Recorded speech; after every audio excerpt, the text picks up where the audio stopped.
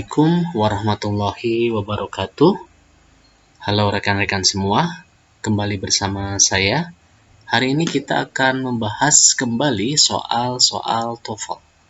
Ya, hari ini kita akan membahas tentang TOEFL Diagnostic Pretest, ya, tentang soal-soal structure dan juga written expression. Oke, untuk yang pertama kita akan membahas tentang soal-soal structure terlebih dahulu ya. Kita lihat di sini contohnya, di contoh yang pertama, the president blank the election by a landslide. Nah, di sini pilihan yang tepatnya adalah yang A ya, won. Kita tahu the president adalah sebagai subjek, kemudian won adalah verb 2, ya, the election by a landslide ini termasuk objeknya. Oke, kemudian di contoh yang kedua, di sini ada when blank the conference.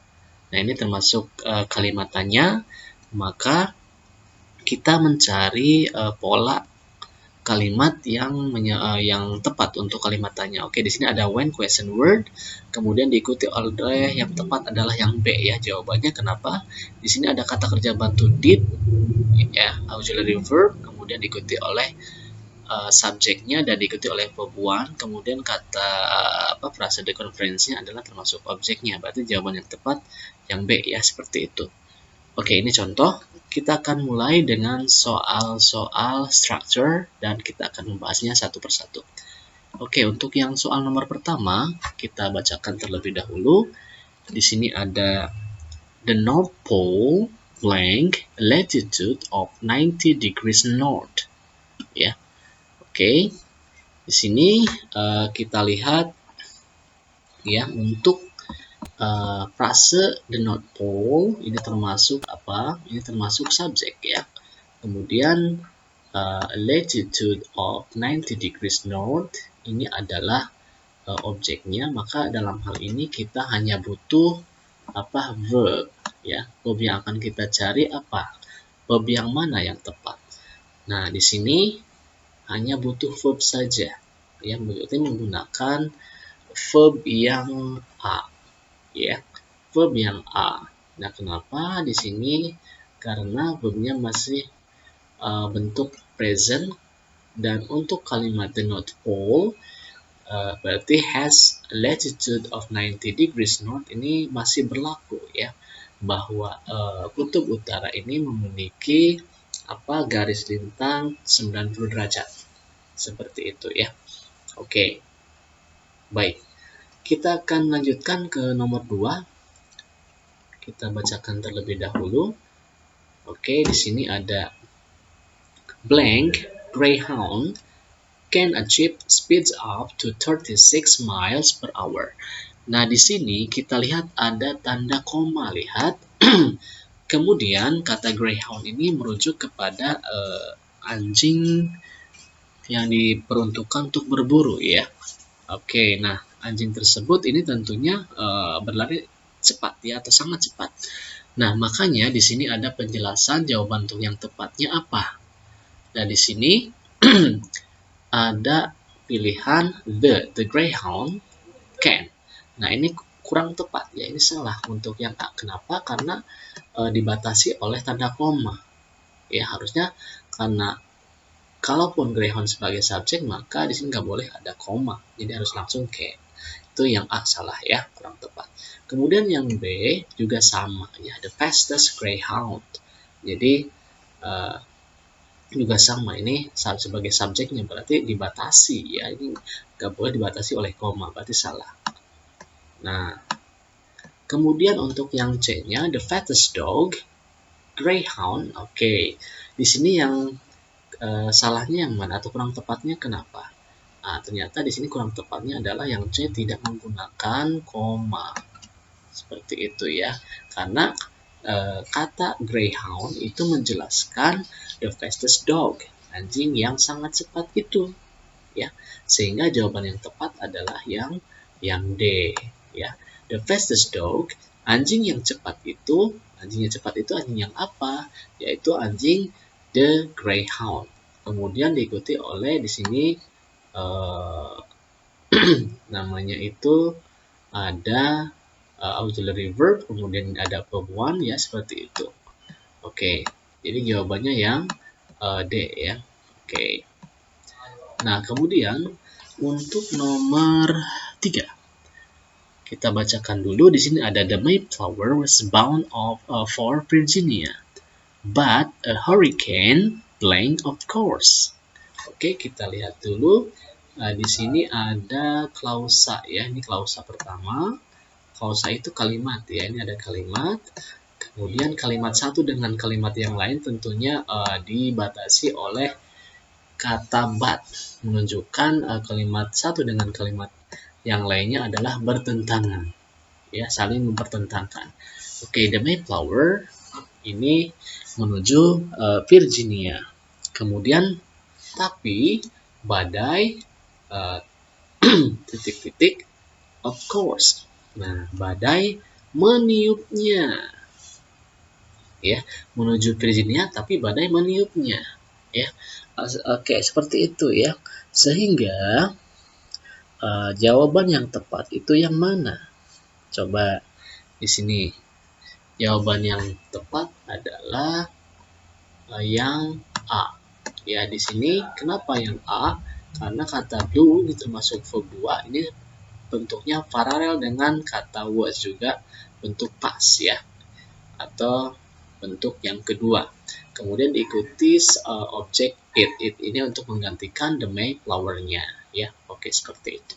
Kita lanjutkan ke nomor 4, yaitu the greenhouse effect occurs. Nah, kita lihat di sini kata greenhouse effect ya. Efek rumah kaca itu sebagai subjek, kemudian occurs sebagai verb ya. Ini verb 1. Oke. Nah, ini pun sama, artinya ada klausa pertama nanti diikuti oleh klausa berikutnya ya. Ya, oke. Nah, klausa pertama ini termasuknya present, berarti kemungkinan di klausa berikutnya juga harus paralel ya. Jadi ada verb atau to be yang bentuk verb 1 juga yang present ya di sini. Berarti pilihan yang tepat yang harus kita jawab adalah yang mana? Nah, di sini kita lihat subjeknya untuk klausa kedua kayak atmosfer ya, tentunya ya, atmosfer. Nah, karena atmosfer termasuknya kita anggap tunggal, maka harusnya ditambahkan S untuk kata kerja pembuahannya. Berarti yang tepat pilihannya ini antara C dan D. Nah, kita lihat ternyata jawaban yang tepat lebih kepada yang C ya, menggunakan kata penghubung when. Seperti itu ya. Jadi ketika atmosfer bumi menjebak heat ya, traps heat radiating from the sun, yang memancar dari matahari, seperti itu ya. Berarti harus diikuti kata penghubung when, seperti itu ya. Sedangkan yang D tidak ada, makanya ini kurang tepat. Oke. Nah, ini juga sama ya, kata traps ini masuknya ke dalam verb 1 ya, seperti itu. Klausa yang kedua ya. Oke. Nah, kemudian untuk nomor 5, the Rose Bowl.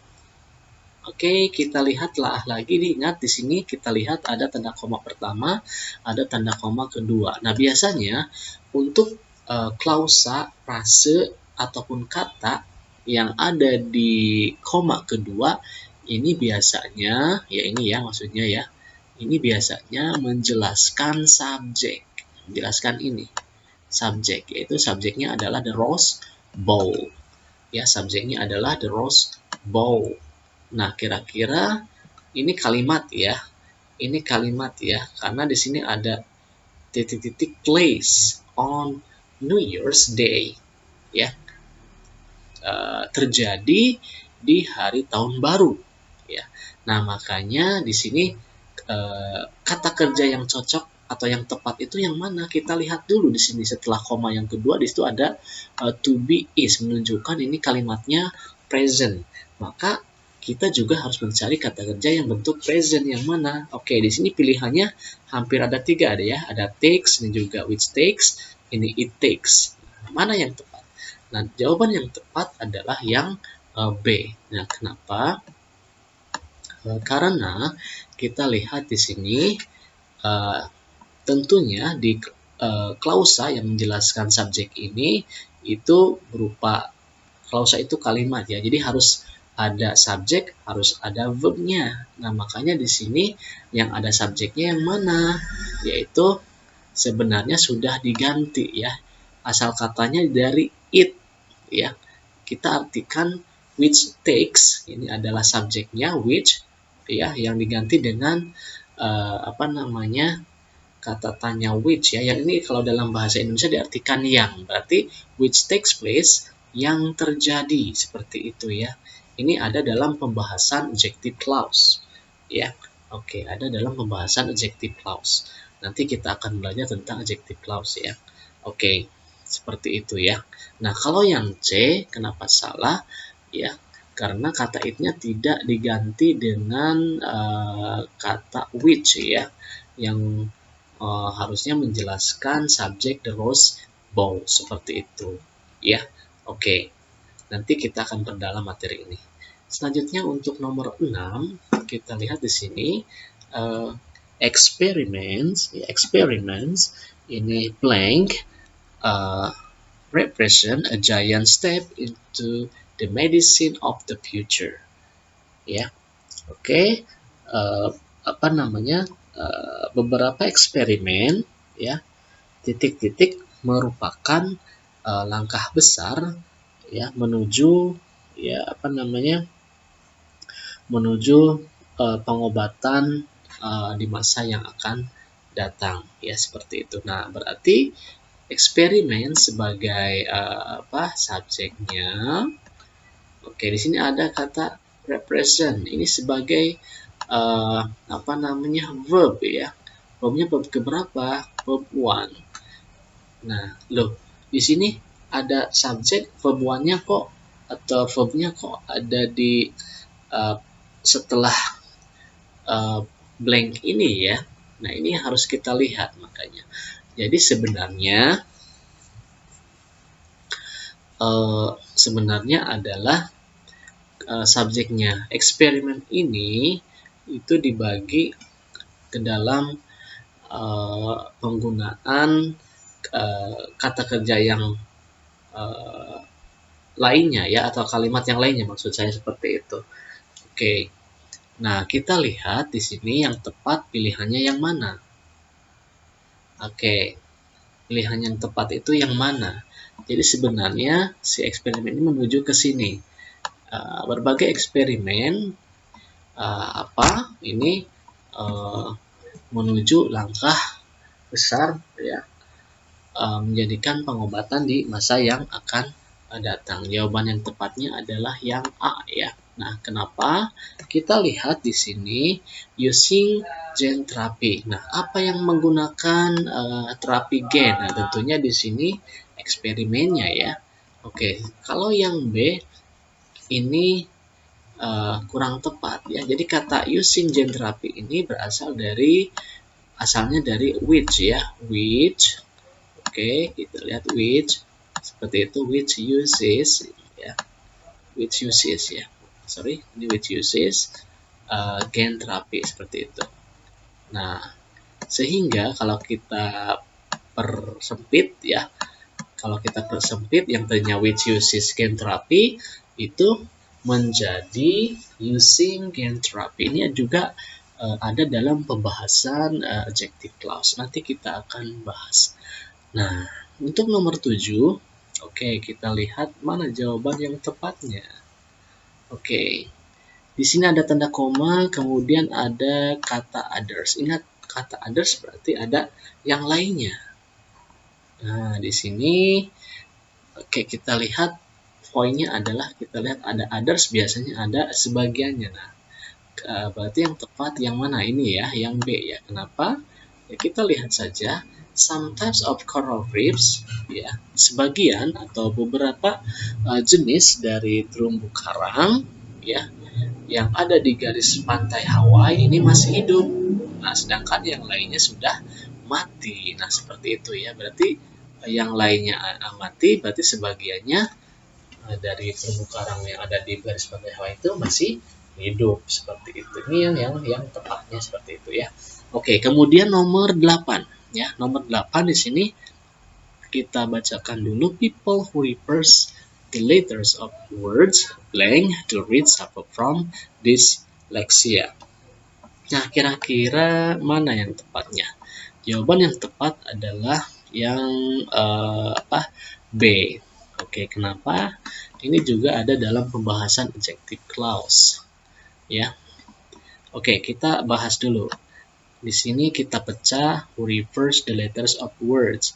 Ini adalah klausa yang mana sebenarnya ini termasuk ke dalam subclause ya, klausa subclause.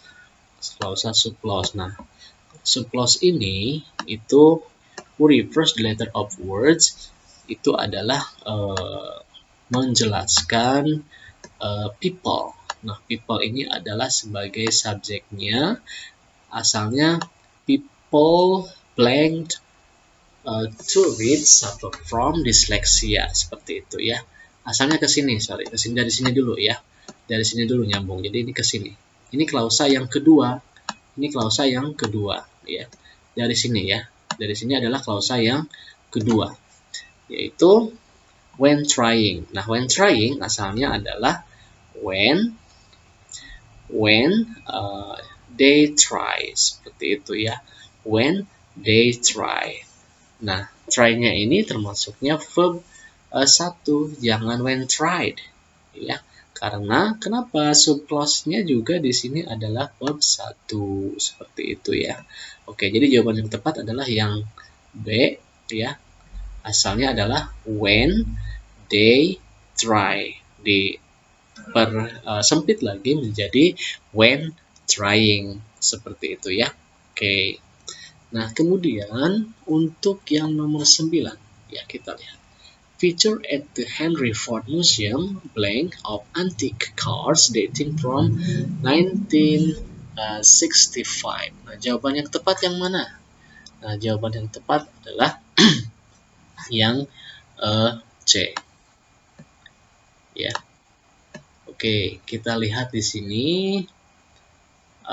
Ini adalah sebagai subjeknya ya, noun phrase-nya ya, yang berfungsi sebagai subjek. Kemudian di sini ada to be tentunya ya. Di sini ada to be is ya, yang merupakan pengganti kata kerja ya. Kemudian ada an exhibit. Ini adalah kata bendanya ya. Oke, ini adalah noun. Ya, ini diikuti oleh of antique cars dating from 1965. Seperti itu ya. Yang kalau kita terjemahkan adalah ditampilkan di Museum Henry Ford. Ini merupakan sebuah pameran mobil-mobil antik ya, yang berasal dari tahun 1965 ya, seperti itu.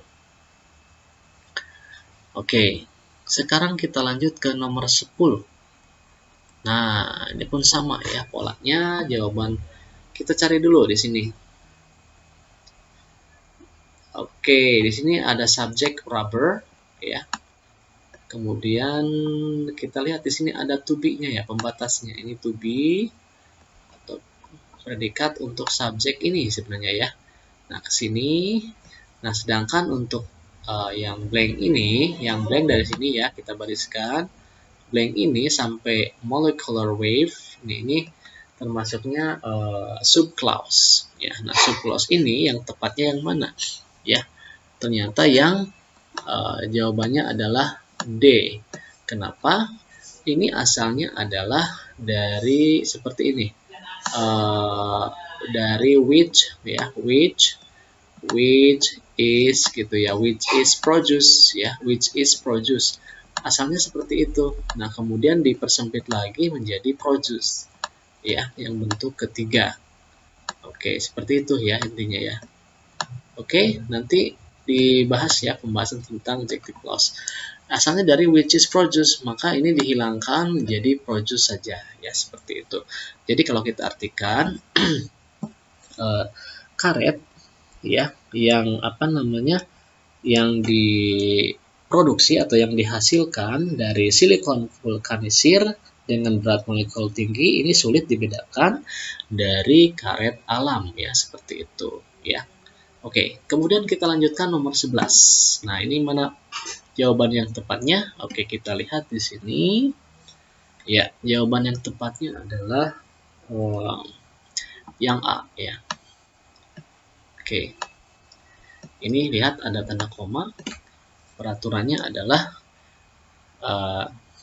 yang dari blank sini ke in scope ya. Ini menerangkan dari romanticism ya. Oke, di situ apa namanya, dijelaskan ya, seperti itu, utama ya, sehingga menjadi gini ya, mainly literary in scope, utama dalam apa namanya, utama dalam ruang lingkup sastra. Maka di sini romantisme merupakan reaksi terhadap prinsip-prinsip neoklasik ya, seperti itu. Ini romantisme ini dijelaskan oleh yang pertama ini ya, mainly literary in scope, seperti itu ya. Ini adalah kalimat atau klausanya sini ya. Oke, kemudian kita lanjutkan lagi ya. Oke, ini CIA, ini termasuknya subjek ya. Dan oke, came about. Oke, kita lihat ini adalah apa namanya, klausa yang subjeknya belum kita ketahui ya. Ini ada subjek, tapi di sini juga ada subjek lagi. Gimana dong? Oke, jadi seperti ini. Biasanya subjek itu kan butuh yang namanya to be ya di depannya ataupun verb. Nah, kebetulan di sini pilihan yang tepat adalah to be, dan to be-nya adalah was. Dan was di sini ada berapa nih? Ada 1, 2, 3, dan setelah subjek ya tentunya harus was dulu, jangan ada it ataupun yang lainnya ya. Oke, jadi yang tepat adalah yang C. Ya, yang C. Berarti di sini ada subjek, kemudian di sini ada to be, ya to be, dalam hal ini to be-nya adalah apa namanya, was gitu ya. Nah, kemudian diikuti what-nya lagi ya. Nah, ini what sampai came about dan seterusnya itu adalah menjelaskan ya, atau menerangkan tentang keadaan daripada si IA ini. Seperti itu ya. Oke. Baik, kita lanjutkan yang nomor 13 di sini. Baik, ini adalah oil shell, ini adalah subjeknya ya. Oke, sini adalah subjeknya. Ya, di sini ada serpihan minyak ya. Serpihan minyak ini merupakan, nah, oke, di sini nyambung ya. Jadi batuan sedimen yang apa namanya ya, yang lembut ya. Batuan sedimen yang lunak dan juga berbutir halus, maksud gitu ya, yang lunak dan juga berbutir halus. Ini ya, ingat, ini kalimat ya, sampai sini tuh kalimat. Oke, jadi saya ulangi, apa namanya, serpihan minyak ini adalah batuan sedimen yang halus dan berbutir lunak gitu ya, yang lunak yang dan berbutir halus maksudnya. Nah, titik-titik di mana oil and natural ini, gas minyak dan juga gas alam ini diperoleh ya. Nah, yang tepatnya yang mana? Oke, karena di sini sudah klausa atau sudah kalimat, maka tentunya ya yang depannya juga harus klausa, seperti itu ya. Bahwa apa namanya tadi, serpihan minyak itu kan merupakan batuan sedimen yang halus, yang lunak dan berbutir halus. Kemudian di mana minyak dan gas alamnya diperoleh darinya ya. Sebenarnya di sini berasal setelah obtain ini adalah from ya. From it seperti itu ya, from it. Nah, karena di sini adjective clause ya, sehingga it-nya di sini digantikan jadi which seperti itu. Sehingga from which jadi seperti ini. Nah, from which ini ya nantinya diletakkan di sini ya. Berarti oil shale is a soft fine grained sedimentary rock from which oil and natural gas are obtained. Nah, berarti jawabannya adalah yang D. Oke, kita lanjutkan ke soal nomor 14 ya. Oke. Nah, di sini apa namanya? Di sini tentunya kita lihat ya. Oke, di sini ada pilihannya adalah di sini ada to be. Ya, kemudian di sini ada yang namanya non phrase ya, non phrase. Nah, non phrase. Nah, non phrase ya. Oke, kita kesulitan untuk menulisnya, nggak apa-apa. Ya, di sini titik-titik ya nampak lebih besar di di langit ya atau di cakrawala daripada yang ada di di atas kepala seperti itu. Nah, itu apa? Ya, itu apa? Bulan ya tentunya ya. Nah, yang tepatnya yang mana ini? Ya, biasanya di bentuk daripada klausa ya. Untuk ini subjeknya bentuk klausa berarti ya. Nah, berarti karena di subjek dan harus klausa yang noun. Jadi klausa dijadikan noun, kata benda ya, non clause. Nah, kalau dalam bentuk non clause biasanya menggunakan kata that seperti itu. Sehingga jawaban yang tepatnya adalah yang B. Seperti itu. Nah, pertanyaannya nih, ada pertanyaan. Sepertinya yang D juga betul. Apakah seperti itu? Coba. Jadi bulan yang nampak lebih besar di cakrawala daripada yang ada di kepala ya, daripada yang ada di atas kepala ini hanyalah sebuah ilusi optik. Nah, itu juga sebenarnya secara kalimat memang kayaknya betul ya, tapi ternyata kurang tepat pemakaiannya. Jadi yang tepat adalah yang B. Kita membahas untuk subjek di sini ya. Subjeknya apa? Subjeknya apa? Ya, subjeknya apa? Oke. Subjeknya apa ya? Karena di sini kita butuh yang namanya subject clause atau bentuknya klausa yang noun clause seperti itu. Berarti yang tepat atau yang lebih tepat adalah yang B ya, seperti itu. Nah, kalaupun untuk yang D, salahnya di mana ininya tidak menggunakan koma seperti itu ya. Baik. Kemudian nomor 15 yang terakhir ini ya. According to the World Health Organization ya, menurut WHO seperti itu ya, playing there to be an outbreak. Oke, dan seterusnya. Oke, di sini lihat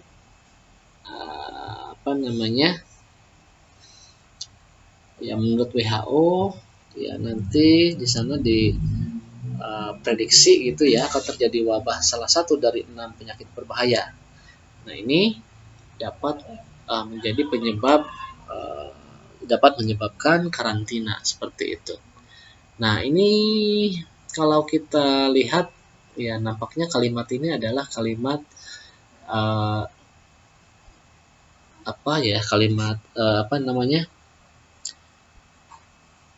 kalimat pengandaian atau kalimat syarat ya.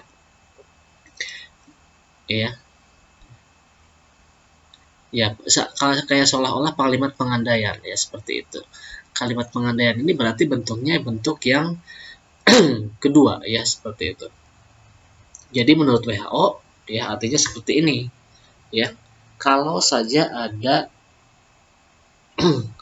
Kalau saja ada wabah, ya, kalau saja terjadi wabah di salah satu dari 6 penyakit paling berbahaya, maka ini dapat menyebabkan karantina.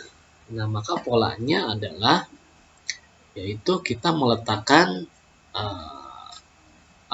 bentuk kedua, ya, dari to be setelah subjeknya, sehingga jawaban yang tepatnya adalah yang A, ya, seperti itu, ya, yang A, ya.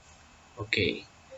Jadi according to the World Health Organization, were there to be an outbreak of any of the 6 most dangerous disease, this could be cause for quarantine. Nah, di sini menurut WHO, ya, bila mana akan terjadi wabah salah satu dari 6 penyakit paling berbahaya, nah ini dapat menyebabkan karantina. Ya, seperti itu. Oke, rekan-rekan semua, mudah-mudahan pembahasan tentang materi atau soal TOEFL structure ini mudah-mudahan bisa difahami, ya. Mohon maaf atas segala kekurangannya. Nanti bila mana ada pertanyaan silahkan ditulis di kolom komentar. Jangan lupa subscribe dan like, ya. Terima kasih. Wassalamualaikum warahmatullahi wabarakatuh.